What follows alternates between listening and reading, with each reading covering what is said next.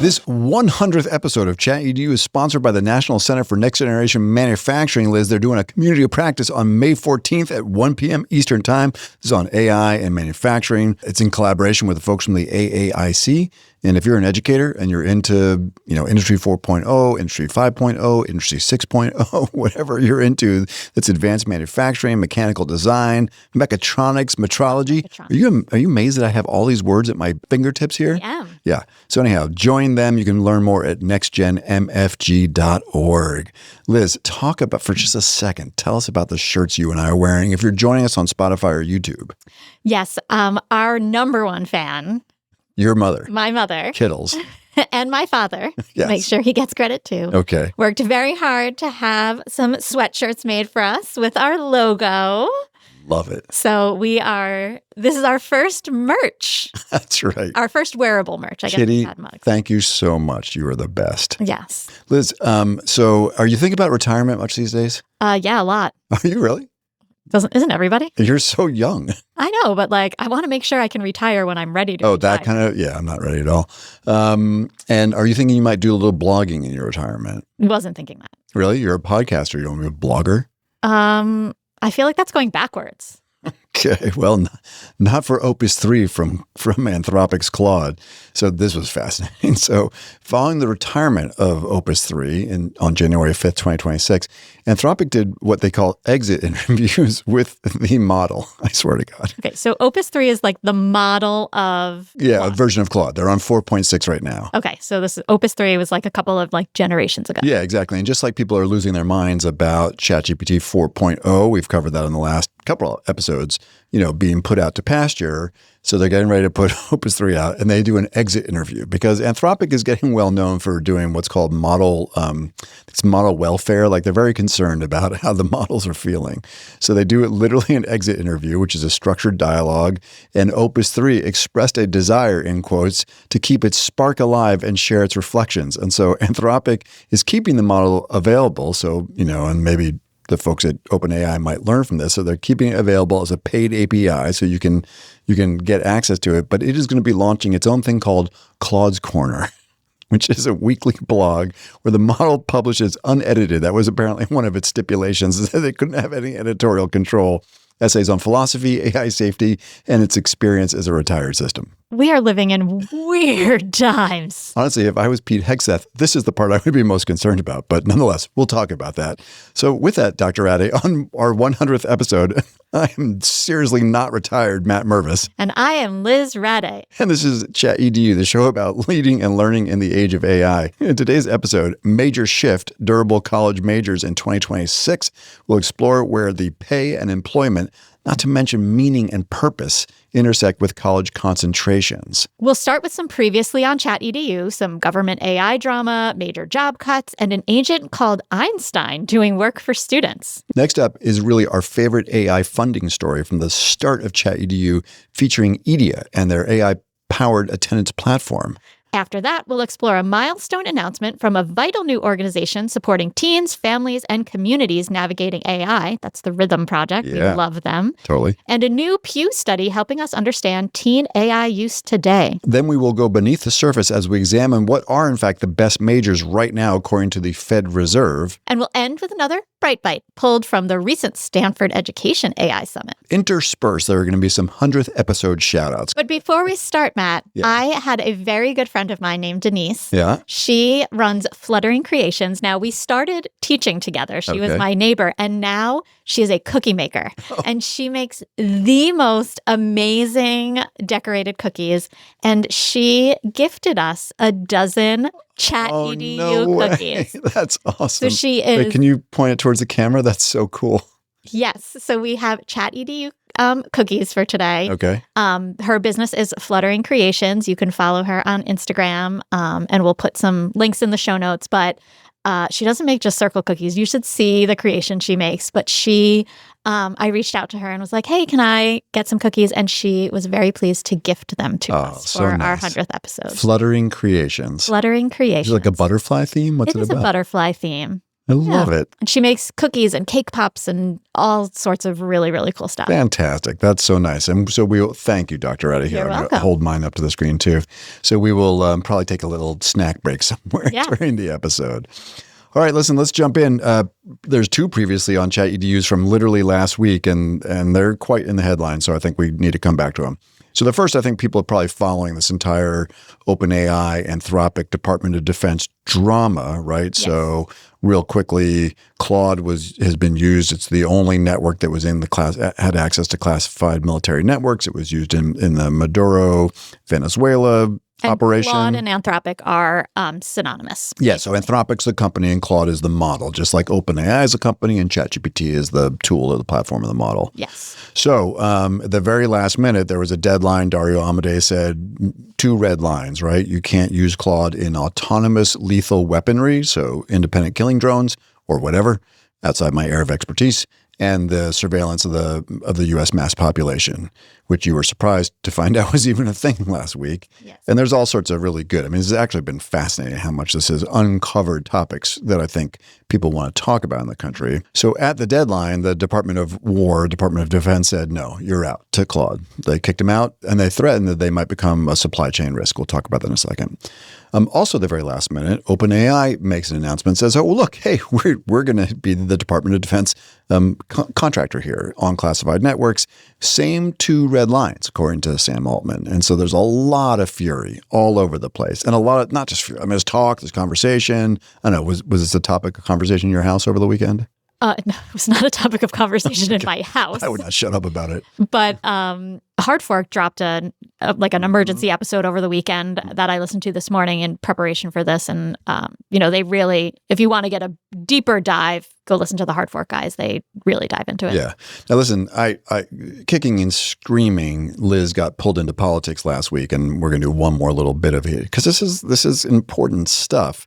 So I'm not a huge Gary Marcus fan. Gary Marcus is a well-known AI founder and kind of a critic. He thinks that LLMs are BS and they won't get us to artificial general intelligence and all this kind of stuff. He did put out an interesting post on Substack, basically with the title, "The Whole Thing is a Scam."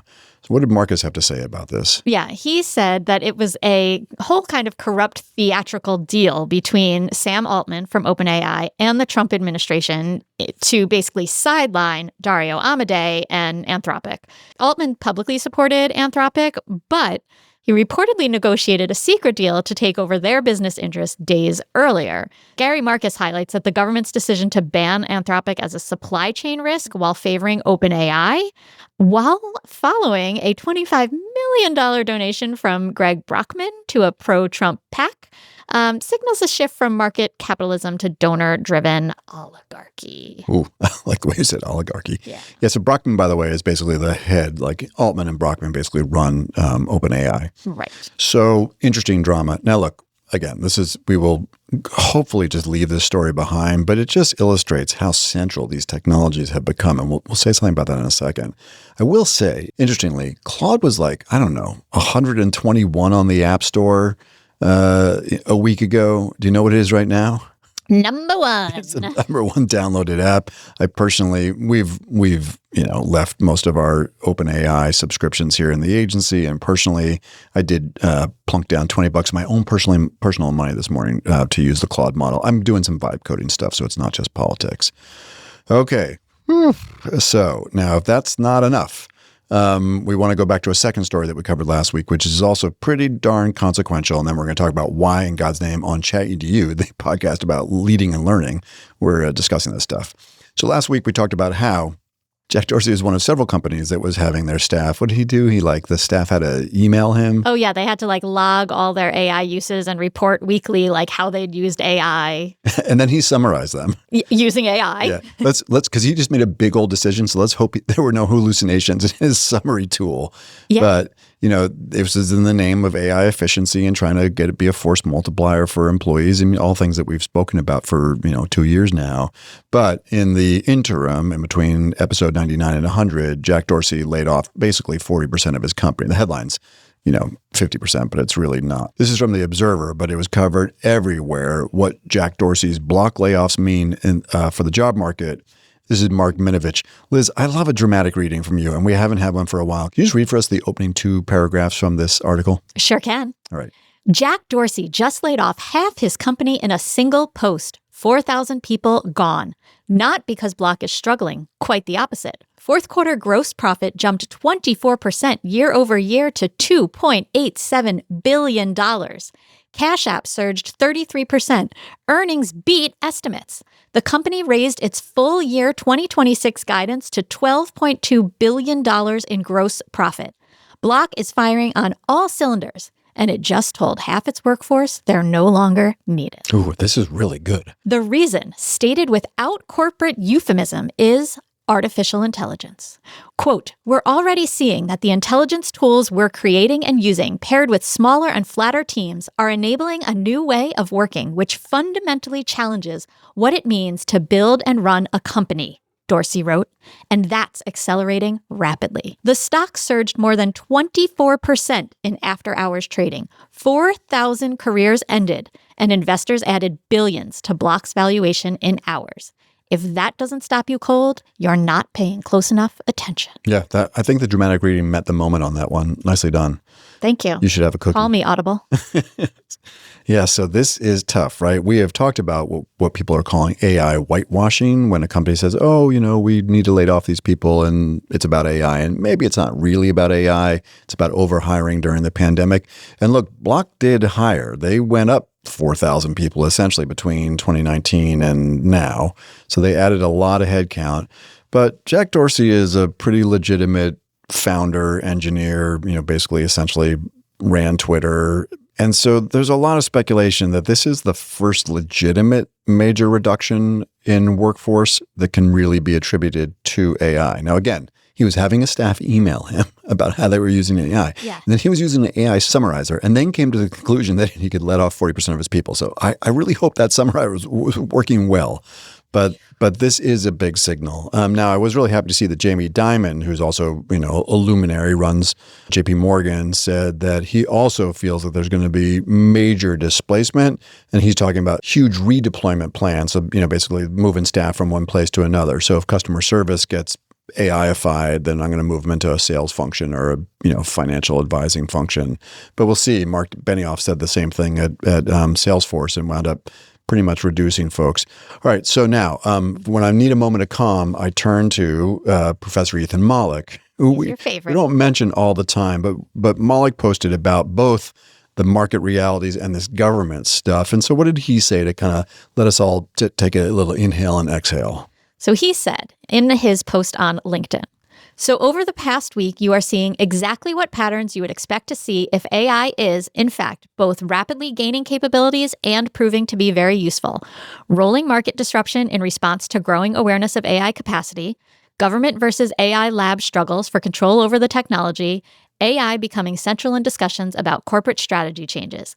And it is still quite early given current capability trends. Do you feel better? No. Not even a little bit. All right, so let's come back to ChatEDU.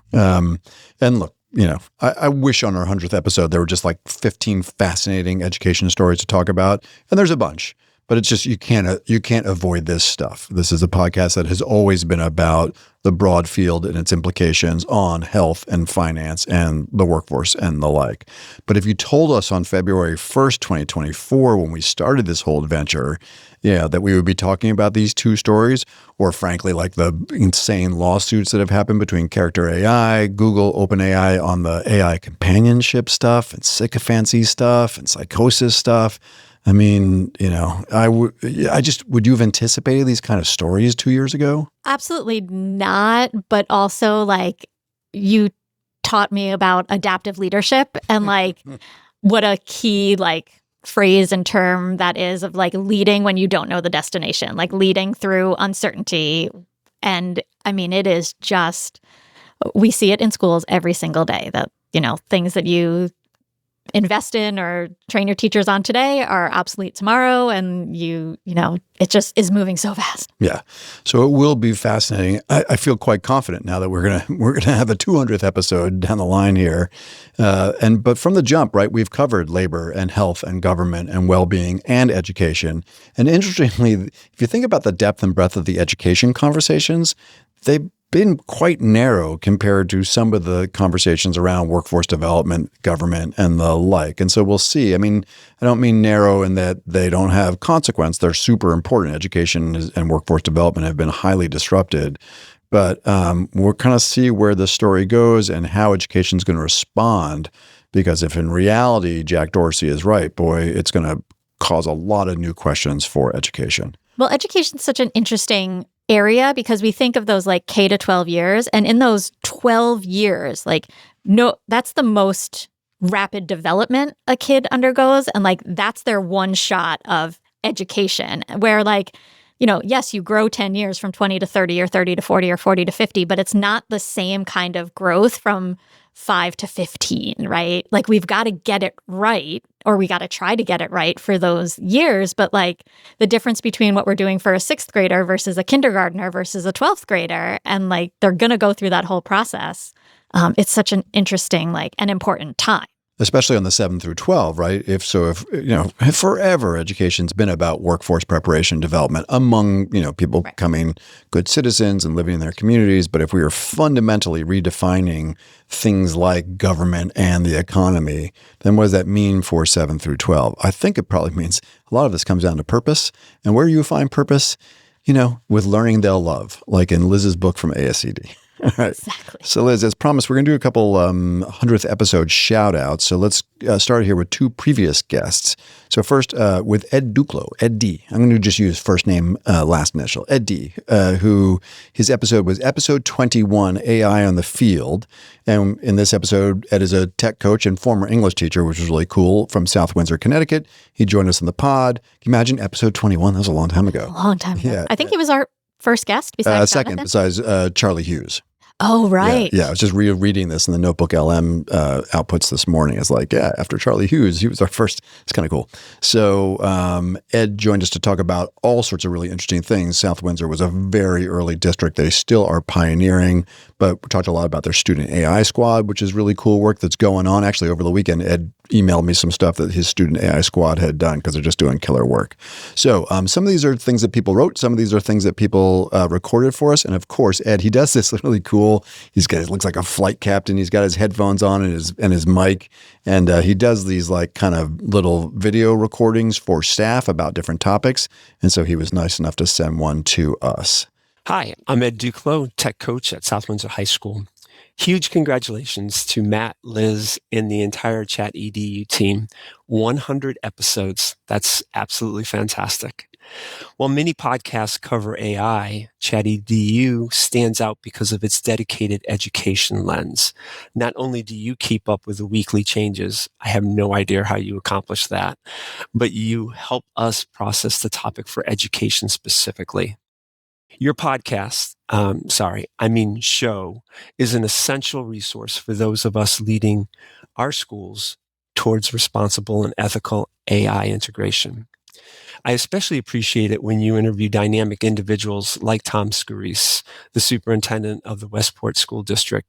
That episode was truly inspirational, and I thank you. Keep up the great work. I'm already looking forward to the next 100. Oh, so nice. Yes. And Tom, by the way, he's trying to win a competition where he's named more than Ethan Mollick or Jonathan Costa. So he just got one from Ed. All right. Kind of one of our best performing episodes. Thanks, Ed. That meant the world to us. And you looked really good in that shot, too. One of the best performing episodes was episode 53, which do you remember the title of Joanne M's podcast? You were away. I do, but I remember it was Murder She Prompted. It's so good. That's one of my favorites. Yeah. So it was Murder She Prompted, High School English with AI Twists. This one featured Joanne, the head of the English department at Wolcott High School in Wolcott, Connecticut. She did step in as a co-host while Liz was away in Ireland. We've had a lot of co-hosts, by the way. I don't think anyone's ever co-hosted. Oh, no, Jonathan sat in for me once, right? but not with me, I don't think. Oh, okay. Well, only you apparently get to travel. So Joanne and I had a nice conversation. Untrue. When you travel, we just reschedule. Covered a lot of ground regarding how she practically and ethically integrates AI into her English class.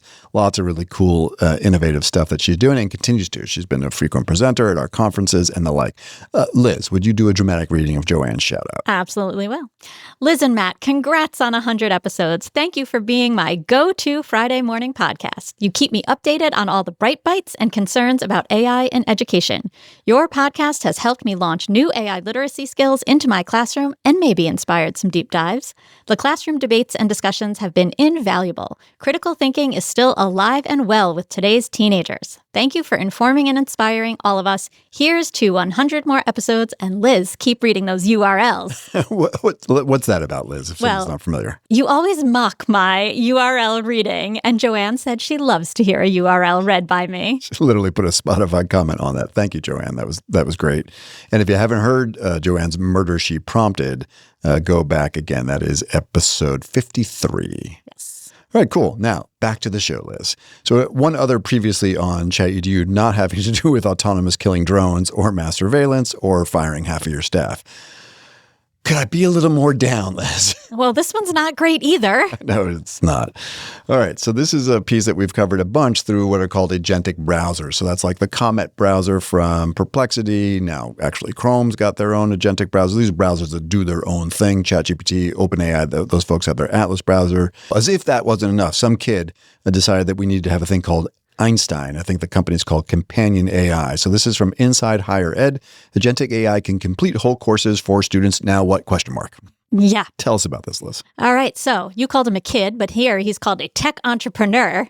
So tech entrepreneur Advait Paliwal launched Einstein, an agentic AI tool capable of autonomously logging into Canvas to watch lectures, participate in discussions, and submit assignments. While Paliwal originally marketed it as a cheating tool to incite rage and highlight the flaws of academic credentialism, he has since pivoted the branding to a personal tutor following a cease and desist from Instructure, which is Canvas. So yeah, this has sparked all kinds of intense faculty debate about transactional teaching models, which is just where kids turn the stuff in and teachers grade it. Some educators see this as a catalyst to end these large, low engagement lectures. Others warn of this fully automated loop where AI creates, submits, and grades the work. Now, you know who was quoted in this? I think one person, honestly, single-handedly has done more than anybody else to bring attention to this topic. Right? A lot of people are upset and are trying to help us think both about the instructional and pedagogical piece, but also just the technology and like what's going on here. Is it ethical? And that's Anna Mills from California. She's quoted, I really like her quote here. What did she say? Yeah, she said, "This is an egregious example of how if we don't design some guardrails or label what is AI created and what is human created, then we're really creating a situation that is not good for human learning." And she's totally right. If we continue to just let these things fly with no watermarking on things that are AI created, it really is going to be this like back and forth of like this loop of AI turning things in, AI grading things, AI submitting, like while it's all going on over here while like the kid is out playing ultimate frisbee on the lawn. Which, I mean, hey, a little screen time balance, a little sunshine. I mean, I guess there's an upside there. But yeah, if you're interested in this topic, I would highly encourage you to follow Anna Mills. She's quite prolific on LinkedIn. She's posting on this topic almost every day. Oh, okay. Yeah, one thing I would add to this. So I believe that Einstein AI, despite this kid's pivot, I will continue to call him a kid, even if he's an adult grown man. Just because I think she's right. This is an egregious, there's just no purpose. It's kind of like the kid who graduated from Columbia, I think, or got kicked out of Columbia. Remember? And he basically just built a tool to like help you cheat on everything in life all the time. It's like, but this is innovative. All right. So this young man built this platform on OpenClaw, which we have covered, which is this AI agent. There are at least some security protections in the Atlas browser, the Comet browsers, the Chrome browsers. I was with a group of administrators, by the way, last Friday, and they are so displeased with Google right now because the Google Lens function and the ability to do this kind of stuff right in Chrome is just really amplifying. And, they've all got Chromebooks. The kids all have Chrome. So they're figuring out how to block this stuff, but it's not easy. Right. So anyhow, but this has particular security vulnerabilities because it's built on the OpenClaw framework. So I believe that the Einstein site is down, but Companion AI is still around. So we'll keep an eye on this, but follow Anna Mills and support her work. Okay, Liz, our favorite, this is a delight, so cool. right? So our favorite, we really like this platform and tool. They've been a sponsor. I think they're going to be doing some work with us again. And we tend to partner with people around sponsorships and these kind of short engagements when we feel really positively that they're doing something innovative. Often they're like also founders. So like we have Nectar coming on next week as an interview. The founder of Nectar is also like a teacher, and just like Thomas Hummel is also a teacher, right? So that's kind of neat. Edia has done some really innovative work around attendance with AI. We think it's quite clever, not clever like the company clever, just darn clever. So Edia has a new engagement in Albany County, right near where I live. So tell us about this, though, especially, I mean, it's a cool platform. We'll talk about it more, but I really love how they funded it. Yeah. So, I mean, the platform itself is all about engagement and attendance. So when kids are absent, they get texts and real-time feedback, and the parents can interact with the school through text. And it's really been impactful in tracking absences and helping kids get back into school. So I think they're getting good outcomes, right? Yeah. And when it's something like that's squirrely that requires human attention, it automatically routes to a human. So it's not just like, outsourcing the entire attendance conversation to AI, but it appears to be super helpful when it works in such a timely manner. Absolutely. But the way they've funded this is this model where school districts are going to be reimbursed for the platform licensing costs during the first year because there's revenue coming in from bus patrol safety cameras.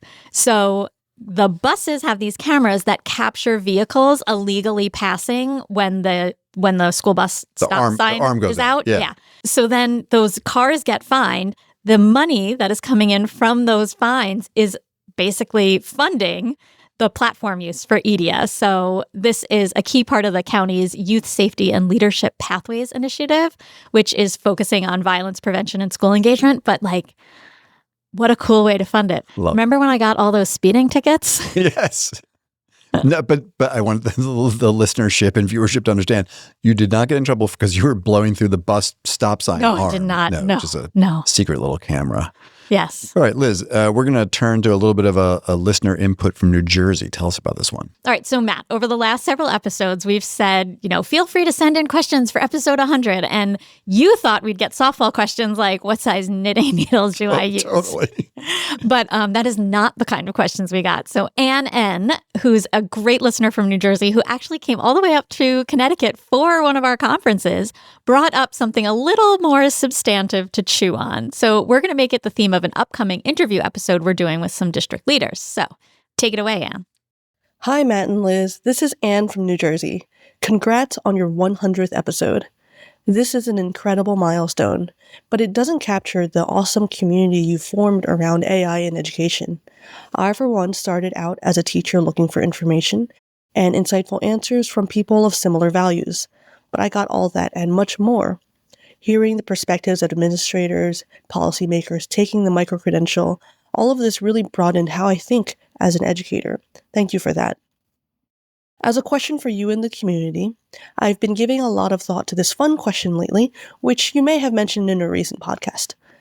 What does AI-optimized education look like?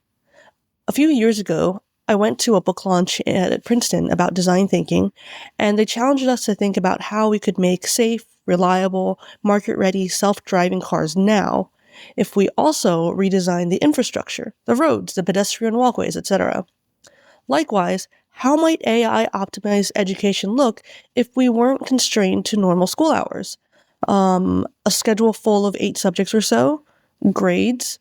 Teachers being trained in the traditional way?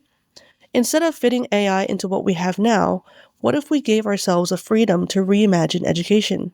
I'd love to hear your thoughts. Thanks again, and congratulations. Yeah, so like I said, that was not what size knitting needles do you use? No, that's a big question. Great. So yeah, as Liz said, we've got an upcoming district interview with a head of AI as well as a library media specialist at the high school that's doing a lot of really innovative work. So I think we're going to wind that question around that episode, but in a way, something we kind of keep coming back to. Yeah, but it's a great question. I mean, I think if we were given the freedom to really just throw out the whole old system and like start from scratch, I mean, it would look so different. Yeah, and we've been talking about Alpha School, and we covered kind of a hard piece on Alpha School last week, but at some level, we also gave them props because they are in part rethinking some of what education might look like in a world where things are just moving so quickly and being impacted by AI. Get rid of grades. That's the first thing that's going. From Dr. Radday. You can email her at Radday, R-A-D-D-A-Y, at edadvance.org. I love, by the way, it's really neat that Anne mentioned that she both did the micro-credential and came to the conference, right? So, it's not, look, we're a nonprofit. We're just trying to keep ourselves from being fired, basically. It's not like we're a company making a ton of money on this stuff, but we do this micro-credential and we do these conferences, and it is part of a community that's been built. She participated in both those things, and lots of I'd say every single person who sent a note in participated in multiple things. Now, Anne came all the way from New Jersey. She and her family wound up going down to the coast of Connecticut, got a really good lobster roll. That was part of what she wanted. Yeah. And I just noticed you and I were going through the spring conference, which is May 1st. You can find more about that. We'll put the links into the show notes, but we have a number of teacher-led sessions that are happening in the afternoon, and a bunch of them from out of state. Yeah, it's amazing. So cool. It's great. Love it. All right, so come join us any which way you want. On the pod, micro-credential, student AI literacy course, conferences. Just send us an email. Just send us an email. Share your knitting projects. We're a knitting podcast now. All right, Liz, now another really big announcement, super cool, from the Rhythm Project, as you told us at the lead in. So this is towards a tipping point, an audacious goal, refined strategy, and a growing team.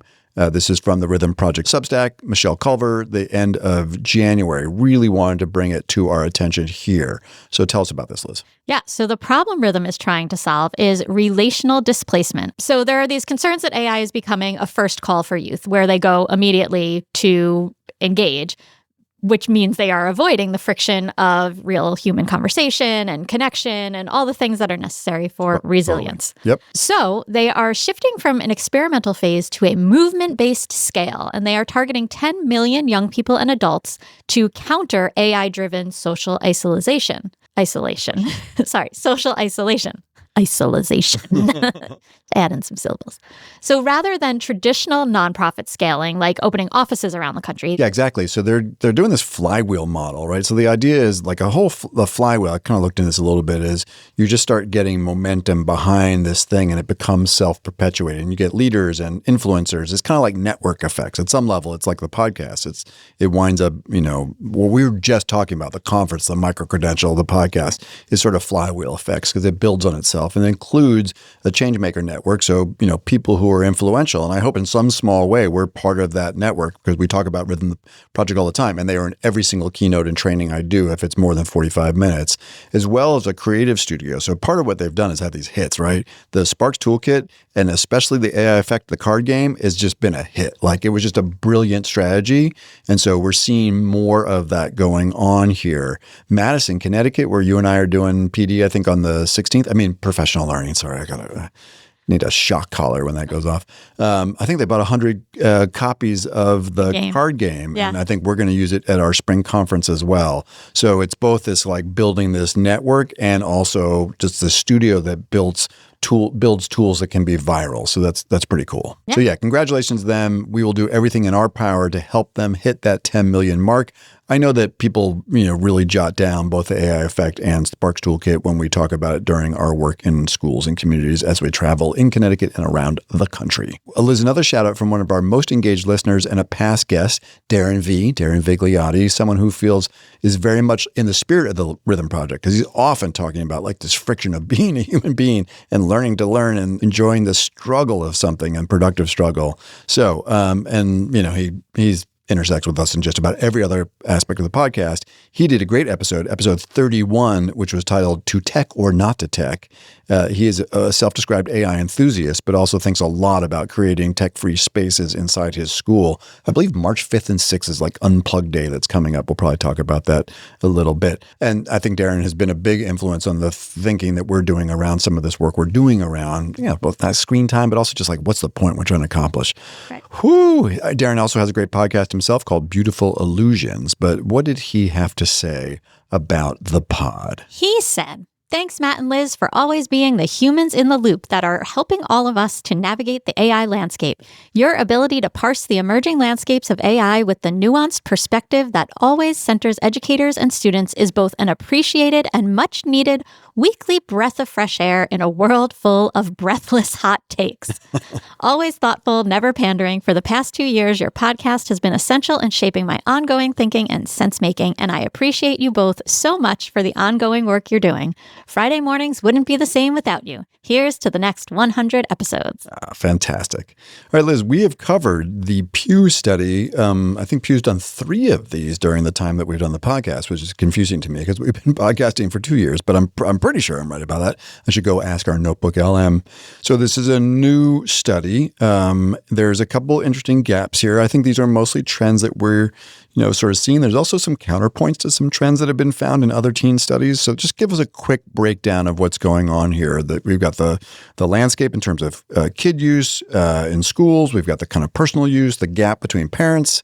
Tell us about it. Yeah, it's great. So first, let's start with adoption. So 64% of U.S. teens use chatbots. 54% use them specifically for schoolwork, with 10% relying on AI for all or most of their assignments. That's a lot. Yeah, I'm surprised that it's only 54% that say specifically for schoolwork. Yeah. Although I think there are a lot of kids that are terrified to use it. Sure. So, yeah. Or just don't want to, right? For ethical reasons, the environment, they, celebrating their voice. Yeah. All right. What are they using it for? So researching topics is 48% of the reason. Solving math problems, 43% of students. That's a bad idea. Yeah. So those are the top academic uses, which outpace editing and writing, which is 35% of students said they use that. So, okay. But here's a little bit on cheating. So 59% of teens say AI cheating is a regular occurrence at their schools. But here's where it gets even weirder. So students who use AI themselves, 76% of those students report that cheating with AI is a common sight. All right, wait. So the majority of them think that everybody's cheating, but the ones who actually use it think that more people are cheating. Correct. Okay. Well, because they're like, this would be a good tool to cheat with. Yeah. Half of all teens find AI helpful for schoolwork. Only 3% say it is not at all helpful. The whole cheating thing, though, I wonder what the statistics were in the 90s, because cheating has been a topic in school forever. Sure. You cannot find a teen who didn't, at some point say, here, can I copy your math homework? Let me copy your Spanish homework or whatever. Yeah, check out the work from Victor Lee at Stanford University on this topic. Yeah, for sure. All right, then we got this personal use. So this is the emotional stuff. This is what the Rhythm Project is doing all their work, or a lot of their work around. So what's happening here? So 12% of teens are using AI for emotional support or advice, and 82% of parents find that unacceptable or at least uncomfortable. Okay, now that number, though, is dramatically lower than other numbers that we've seen in studies. I think we've seen studies that say 72% of kids are, maybe it's the way they ask the questions, but 72% of kids have had a emotionally related conversation with a chatbot. Okay. And then are they feeling positive? Are they feeling negative? Yeah. 36% of the teens are positive and kind of optimistic about AI's personal impact, and but only 31% think that the effect on society at large is going to be a net positive. So we've seen that with workplace studies with Gen Z and Gen X, right? Where they say, it's pretty helpful for me, but I'm really worried about its impact on my career down the line. Right. All right. Then we've got some demographic, racial, and also this kind of student-parent gap. What do we have here? Yeah. So teens in households where the earning is less than $30,000 a year are nearly 3 times more likely to rely on AI for all or most of their schoolwork. So 20% of students said that. Then those in households earning more than $75,000 a year. So only 7% said that they are using AI for all or most of their schoolwork. So this may suggest that AI is being used as a tutor for students with fewer resources, which is, an interesting assumption or interesting assertion. Yeah. The parent blind spot is there. So there's a kind of this honesty gap that exists at home. So 64% of teens admit to using AI chatbots, but only 51% of parents believe their teens do. So, I'm pretty aware that my kids are both using AI. Well, I would hope so. Yes. By gender, boys show significantly higher AI trust in educational settings. They are more likely than girls to believe that AI will be better than humans at teaching a skill. So boys 37%, girls 31%. Not a huge difference. Margin. Right, yeah. Right. So the racial divide, so Black students are 21%, Hispanic students are 11%, are more likely to use AI for emotional support than white teens, which is only 8%. So Black and Hispanic teens also report using AI for all or most of their schoolwork at much higher rates than their white peers. So using AI for all or most of their schoolwork, 18% for Black students, 16% for Hispanic students, and only 6% for white students. Yeah, I'd really like to drill into the income disparity and racial divide and just really understand, sort of Anthropic's done a nice job with this with Claude, like now let's dissect the chats. Right. How many of those chats are give me feedback on something? How many of those chats are help tutoring me through something? How many of those chats are do something for me, right? It'd be really interesting to peel that back. Maybe it's in the Pew study and you and I didn't just kind of get to enough detail on it. We'll make it our homework assignment. I love homework. All right, Liz. So this is where we typically take a break, but instead we're going to hear from. So normally I'd say, hey, come learn about our micro credential or our AI course, which you can do any of those things at skills21.org/AI, or just go to contact. But instead, let's talk to the Podfather. Oh, aren't you witty? I know. So the Podfather is our executive director, Jonathan Costa. And real quickly, if you are enjoying ChatEDU, do us a favor. The YouTube link is there. So if you're enjoying it but not following, lots of places to follow. You got YouTube. If you're on YouTube, you could see me holding up this amazing cookie, right? Yes. So YouTube or Spotify or Apple. So just follow us along or share it with a friend. We would really appreciate it. We'll be sure to put the YouTube link into the show notes. So Jonathan, Podfather, take it away. Hello, everyone. My name's Jonathan Costa, and I am the executive director at Advance. And on behalf of the entire ChatEDU listening audience, I just want to say congratulations to Matt and Liz on their 100th episode. I heard this morning that 80% of all podcasts don't make it to their first anniversary. And the fact that you are now approaching your second anniversary and your 100th episode is truly an achievement worth noting. I tune in every Friday morning to the big show because I know I'm going to learn something, I'm going to think, and I'm probably going to laugh. And that's a good episode. Actually, that's a good day. So on behalf of the agency and all your listeners, thank you and congratulations on your 100th episode. Thanks so much, Jonathan, for that and for all you do to support the podcast and our work here together at Advance. Matt, it's been great to see how many school, district, higher education, and workforce development leaders have been in our audience. And it's especially gratifying that many of them both listen to the podcast and attend our conferences and take our micro-credential. But one fella here is standout. One standout is a local superintendent here in Connecticut who's doing some amazing work in a really large urban district. And it's been a pleasure to collaborate with him and his team on several fronts. He also blurbed my book. Here's Tony G's 100th episode appreciation message. Hey, Liz and Matt, thanks for your show, in quotes, right? He's making fun of us, as a few people have, because we have tried not to call this thing a podcast. I don't know, go back sometime. It will make sense. And also the micro-credential course. I'd say that my learning from your show and the course is meta learning, not meta as in the company. With all the tools and benefits and dangers and speed with which advancements have come over the past 18 months, my learning is don't get too attached to any one tool or technique. AI is moving so quickly that your favorite tool might be deleted tomorrow, and or that the tool is used to deliver a terrible results might be fantastic tomorrow, or it might be used for autonomous killing drones. Sorry, Tony did not say that part. The journey so far has taught me to take the current set of tools for what they are and not get too invested in any one because they will change tomorrow. And he says, best regards, Tony. I will say, Tony Gasper is a really interesting guy, been a superintendent and leader in a number of different places, former high school Spanish teacher. Yeah. If you're interested, follow Tony on LinkedIn. Tony's district, it was, I think, the lowest performing district in the state of Connecticut. For a number of years, he became the superintendent. The state was involved, and they are really making pretty significant progress against a number of metrics. And so if you want to see what is appearing to be a pretty interesting turnaround story, follow Tony on LinkedIn. I think we have one or two more of those, but thank you everybody who wrote in. So it is time to go beneath the surface, right? Yes. I think the podcast title is Major Shift, which was really about what majors are in play right now. So the Federal Reserve Bank of New York has been studying this data between 2024 and 2026. This was covered on CBS News. And this says the college majors that have the highest earning potential and lowest unemployment rates. This analysis revealed a significant hiring hangover in the tech sector, showing that kind of the conventional path to computer science and engineering is no longer this like guaranteed immediate placement. Something we've covered quite a bit, right? Yeah. So college degrees still do provide a significant pay edge, but computer science majors currently face a 7% unemployment rate, which is notably higher than the national average, which is a 4.3% unemployment rate. So, employers are really pulling back from this pandemic era over expansion. So they were hiring a lot during that and now pulling back a little bit. So there is a stark divide in underemployment rates.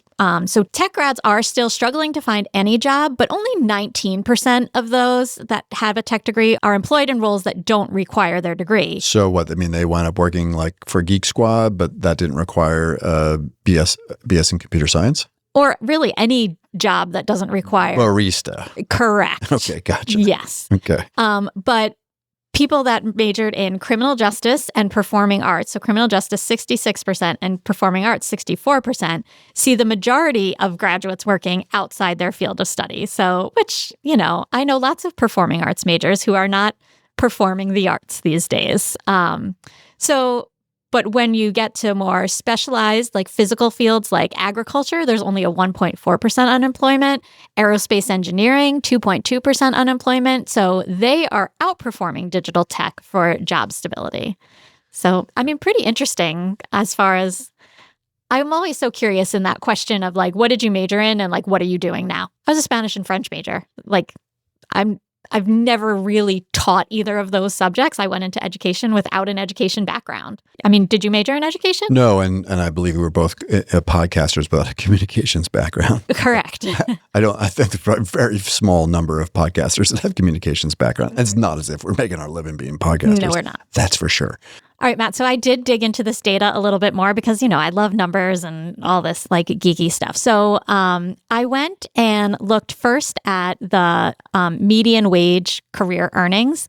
And so when you sort that, the highest earnings for median wage career, chemical engineering, computer engineering, aerospace engineering, electrical engineering, mechanical engineering. Wait, I see a theme. Yeah. So the top 1, 2, 3, 4, 5 are all engineering, then construction services, and then computer science. But interestingly, computer engineering and computer science are both underemployment rates of 7% or 7.8%, where the other ones are 4.7, 2.2, 3.2, 4.4. Construction services is 2.2, which seems to be like an outlier in that group. But so interesting that like engineering is the highest earners, but you can see that trend of the computer stuff specifically having much more underemployment or unemployment. 2 words, Claude Code. Yes. But now if we sort by underemployment rate, so do you know what major might be the most underemployed? PhD who had dual major in foreign language and math. No. Anthropology. Okay. But which was your second, major choice. Yeah, pretty much. So anthropology was the highest underemployment rate at 7.9, but right underneath it, computer engineering, 7.8, and then fine arts and performing arts, which is, kind of something that it does, that makes sense or that you hear, that. Sort of. I'm going to make a totally ill-informed projection, which is, again, in a world where AI is going to generate all this kind of content in our culture and in our society, in our ads, in our TV commercials, in our music, that we are going to put a massive premium on people doing the performing arts. I'm a little worried about the fine arts part, right? yeah. So the visual artists, I think this is a really tricky time. But boy, if you are like, you do poetry slams or you sing music live or you are a singer-songwriter or you're a athlete, or you do high school debate, I don't know, anything. Right. Bullfighting. I think people are just going to totally dig humans doing human things. Yeah. But I think people would definitely be surprised to see that in the top 5 most unemployed or underemployed, that I don't think anybody would be shocked to see fine arts and performing arts in there. And that, or really even anthropology, maybe. They'd be like, what are you going to do with an anthropology degree? But then we have computer engineering and computer science round out the top 5. Yeah, for sure. And we covered that last week, right? Like, I think the story was like, where in God's name are all the CS majors going? Right. All right, cool. Now, this is all data from the New York Fed, right? So easily accessible. We'll put the link to the show note. Anything else you found interesting there? Yeah. I mean, on the other side, the least unemployed or underemployed, special education, number 1, miscellaneous education, number 2, elementary education, number 3. Yeah. High touch human skills, right? I think we talked a little bit last week too that nursing is playing a huge role in keeping the labor market sound. I mean, nursing, and I wouldn't be surprised at the fact that this is more recent because that data is 24 to 26. But if you're really looking at like the last couple quarters, construction, sheet metal fabrication, folks that are like linemen, cable workers, anyone that can help build a data center has got a lot of work right now. Yeah, but it's also interesting to look at what the median incomes for all of those education. It's significantly lower than the other majors. So it's also like it depends, right? Yeah. I mean, so my stepson is a lineman, and he's killing it.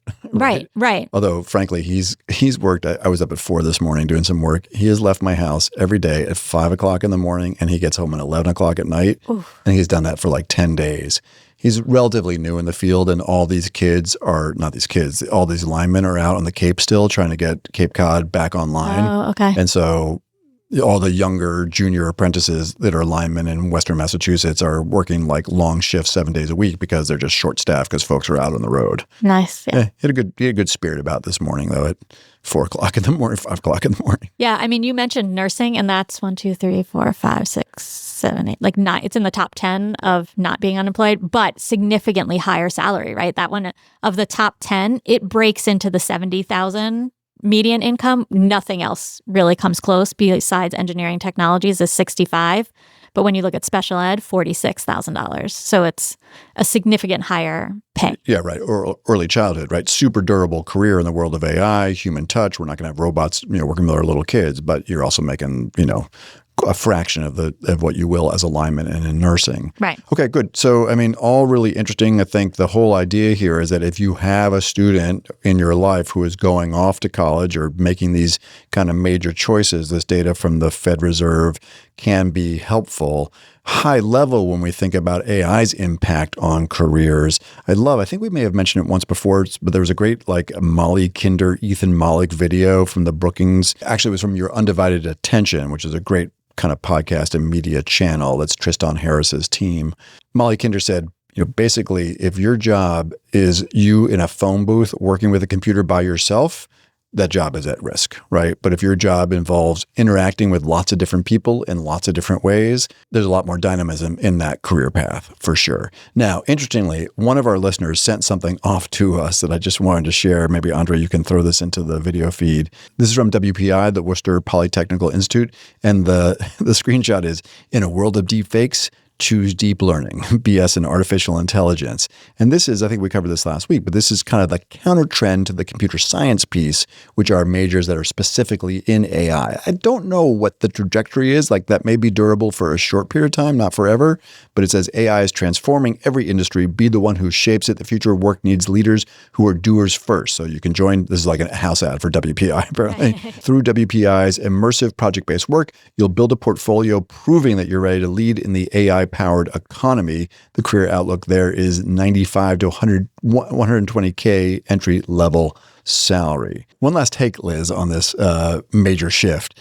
are the English majors. Oh, poor English majors. Oh, not poor English majors. So this was in Business Insider. The title is Revenge of the English Majors. The age of AI is driving new respect for humanities skills. We've covered this a bit, but I just love that title. Liz, what did Business Insider have to say here? Business Insider had to say that the rise of AI is sparking this revenge of the humanities, with universities like Colorado University Boulder and Rice reporting a rebound in an English major enrollment, up 9% at CU since 2021.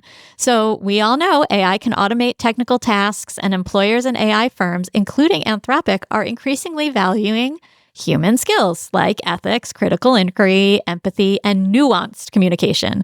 So educators are integrating AI into these liberal arts curricula, so using it to analyze the self or comparing student writing against LLM outputs to teach students how to differentiate their creative voice from this machine-generated slop.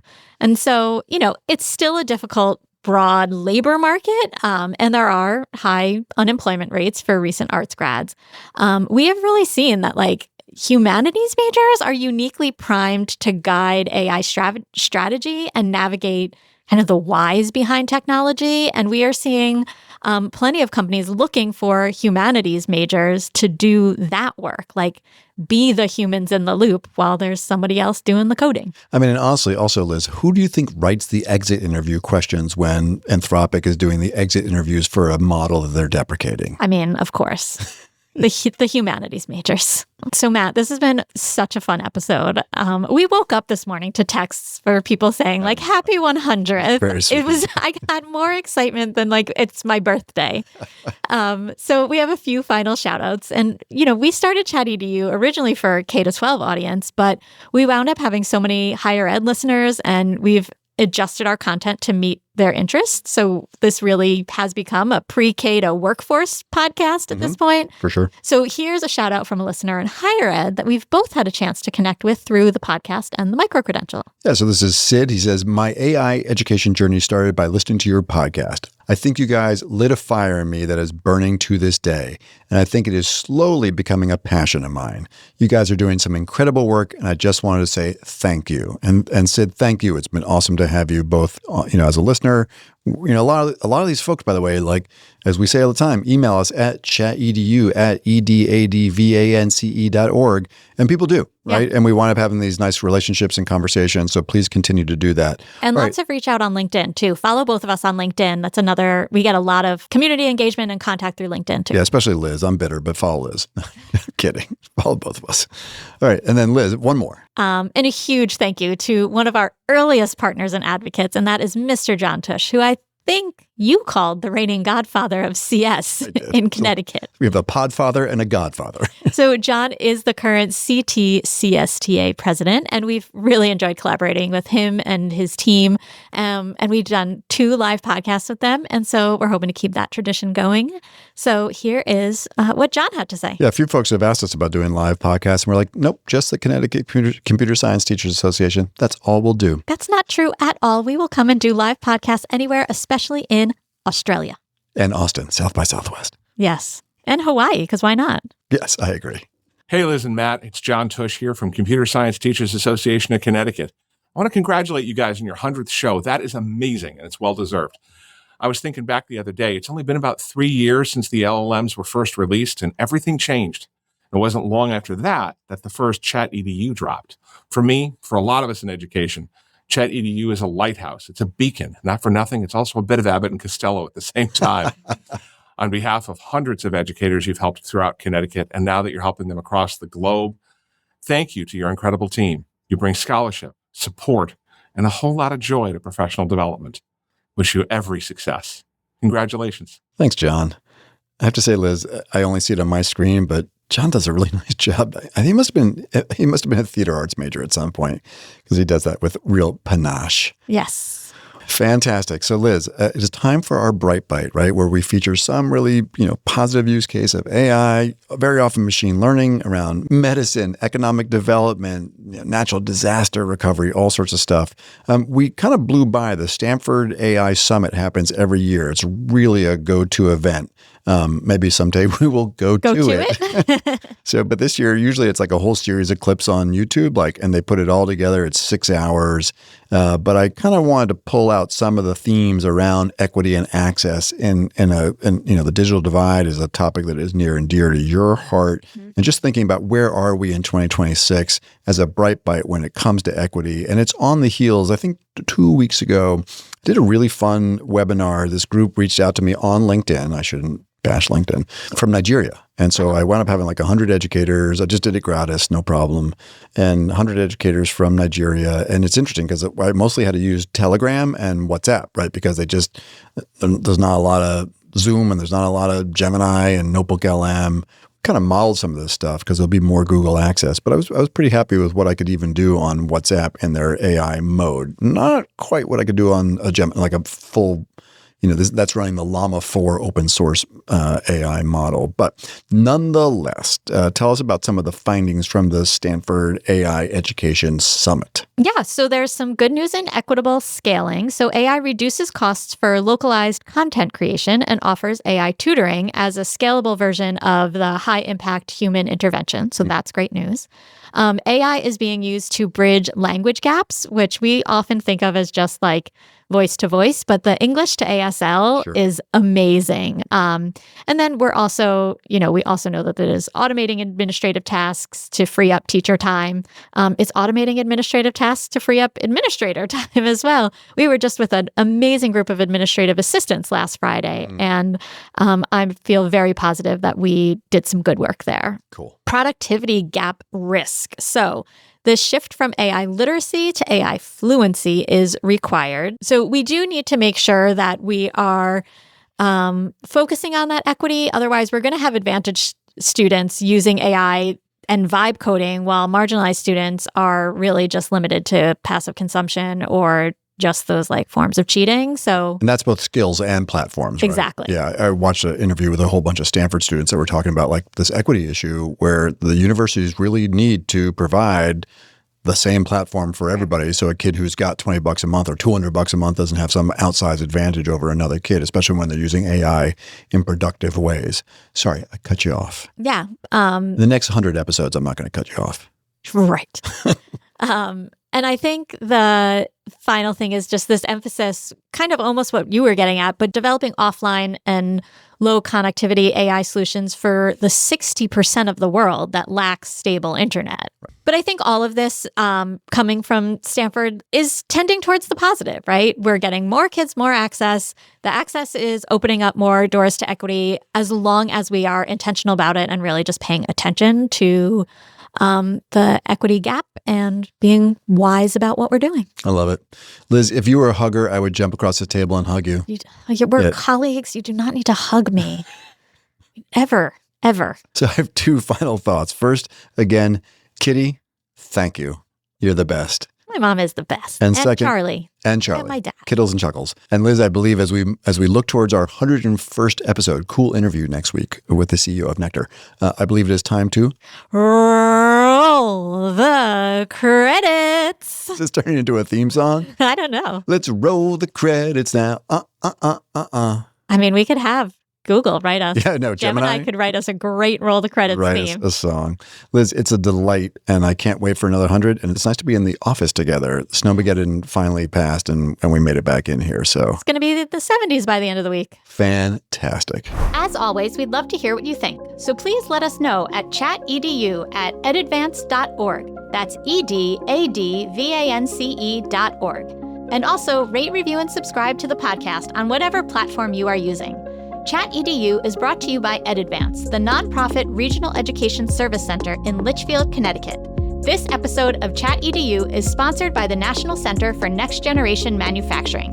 ChatEDU is recorded, edited, and produced by Andre Angelo and Justin Pasco, whose dedication and expertise bring our discussions to life. ChatEDU's executive producer is the multi-talented rock star Cameron Audia.